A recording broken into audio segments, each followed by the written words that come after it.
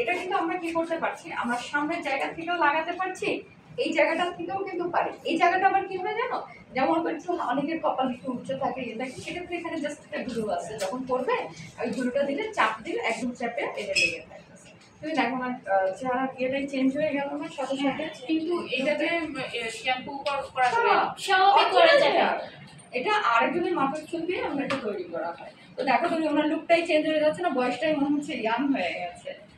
আবার দেখো যার একটু সামনে চুল আছে এই চুলটাকে আবার কি করতে পারবে, আমার একটা ছিল অলরেডি আমি কালকে হারার ফেলছি, কালার করতে পারবে বিভিন্ন ধরনের চুল সেজন্য। হ্যাঁ এই যে দেখো একটা কালার আছে, এটাকে তুমি বিভিন্ন ফ্যাশন কালার করতে পারবে, বিভিন্ন ভাবে স্টাইলিশ করা যাবে। তখন আবার কি করা হচ্ছে, যাদের একটু চুল বেশি দেখা যাচ্ছে একটু আছে বোঝা না যাওয়ার জন্য, তখন সে আবার এটার সাথে এটাকে একটু পিছনেও করতে পারবে।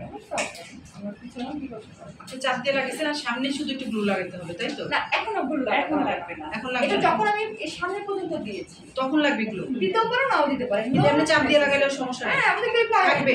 হ্যাঁ এটা কতদিন থাকবে, কতদিন থাকবে?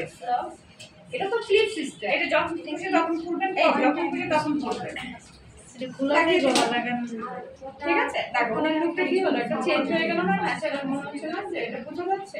ওরা সামনের একটু চুল এটাকে একটু আসিয়ে বাইরে দিয়ে দিলাম, ধরো এভাবে করে একটু দিয়ে দিলাম। আর বোঝার কোনো উপায় আছে এভাবে মনে হচ্ছে না, আমি যে চুল বিভিন্নভাবে যেভাবে ফ্যাশন হবে। তো আমরা কি করছি, এই চুলগুলোকে তাদের কাছে সেল করতে পারছি, কারণ এইসব হিউজ দাম, অরিজিনাল চুলের কাপড়ের অনেক দাম। কেমন দাম ম্যাডাম? সেমতে চেয়েছিলাম তাই আর সামনে প্রাইসটা কেমন ম্যাডাম? এগুলো বলে দিব পরে। আচ্ছা আচ্ছা ঠিক আছে। ট্রেনিং আছে।